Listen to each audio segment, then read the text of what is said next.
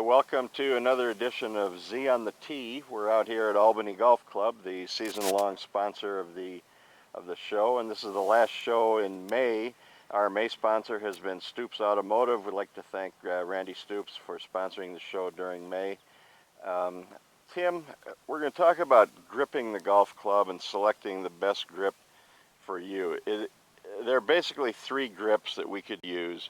Is it just a matter of finding one that's comfortable, or what do you recommend when somebody says, how should I grip the club? Well, it's a combination. A lot of it has to do with how big your hands are and how long your fingers are.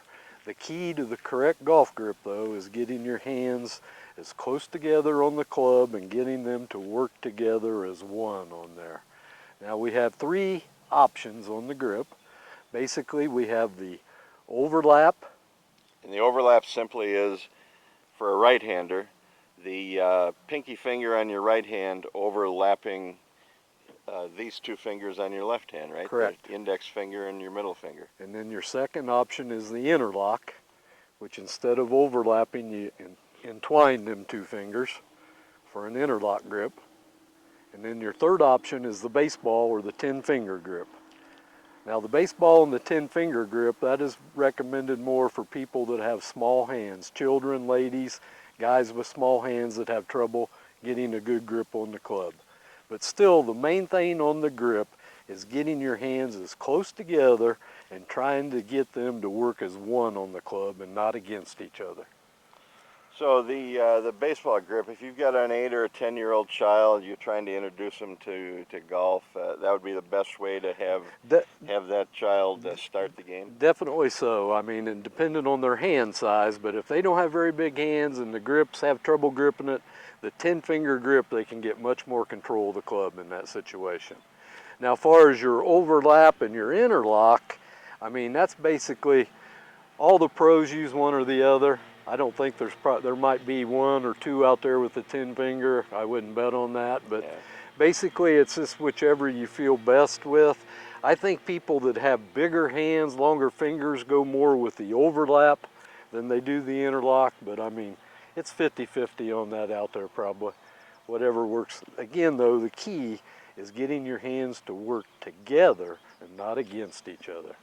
Okay. Basically, the amateur, they do two things wrong on the grip. They're way too strong on their right hand, which means it's turned under, and they're way too weak on their left hand, which means it's too far up and down.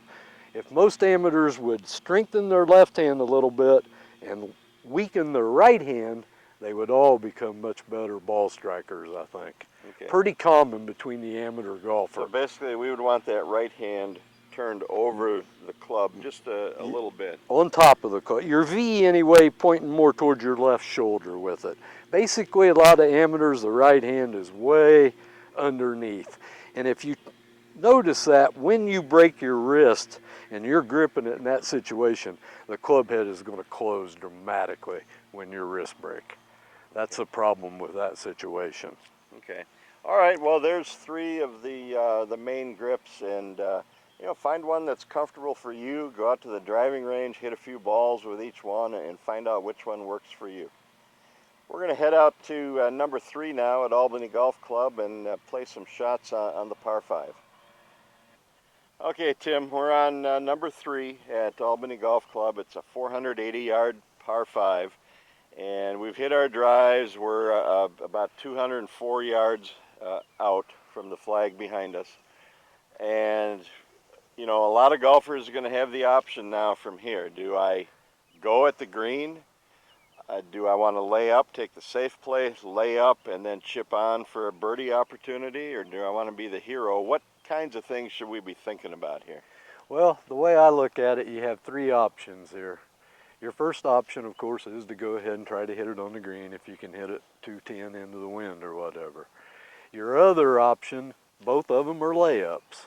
Your first option would be to lay up at the end of the fairway, which is about exactly 100 yards, which is a nice layup yardage for most golfers. About everybody has a club for their 100-yard shot, which that is what I would recommend if you was laying up. Your second option, if you can't get it there and you're still going to lay up, would be a bail out to the right, which on this hole, I really would not recommend it that much. You put the bunker in play then. We also have a tree on the right-hand side of the green. You sort of put that tree in play.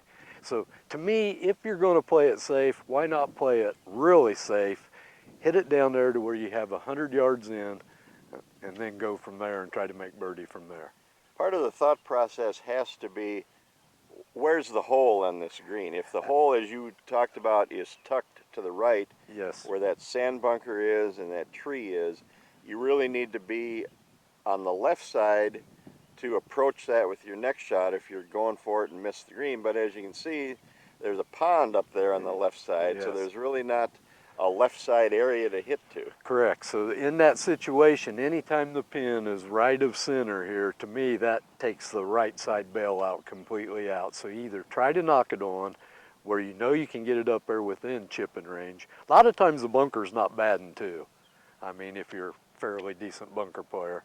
But take the pond out of play, hit it past it, or option number one, complete layup. Only hit it about 110 yards here, but have a nice 100-yard shot in with a good angle to the pin. Now again, if the pin was on the right and I'm laying up, I would try to hit my layup to the left side of the fairway to get a good angle. Okay, well, we're going to hit a couple of shots from here. We're not going to take the smart play and lay up. We're going to go for the hero play and see what happens there. So I'll hit first. We'll see what happens. Good luck.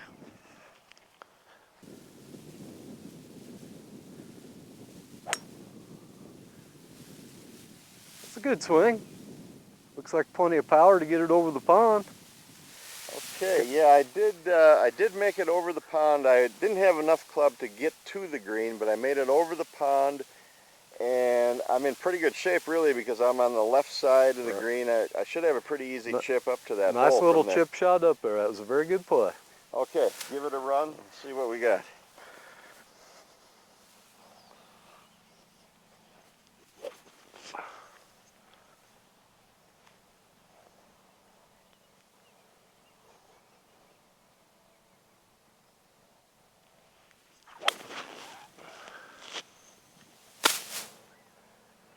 Easy. I hit that pretty solid. Yeah, Just it was a a nice little looking little shot. bit of draw hit on the left side, about the middle of the green, probably 25, 30 feet away. So the risk reward, the risk paid off here with that reward of an eagle putt and potentially an easy birdie. Hopefully. Yeah. Well, there's a couple of things you can think about when you approach these kind of shots. Always think about where the pin is when you're playing a layup shot though, to try to get a good angle in. If you're going to lay up, worry about your next shot, your angle. Very important. Okay, for Lefay Pegues behind the camera, I'm Doug Zaleski here with Tim Pittenger at Albany Golf Club. Thanks for checking out Z on the Tee today.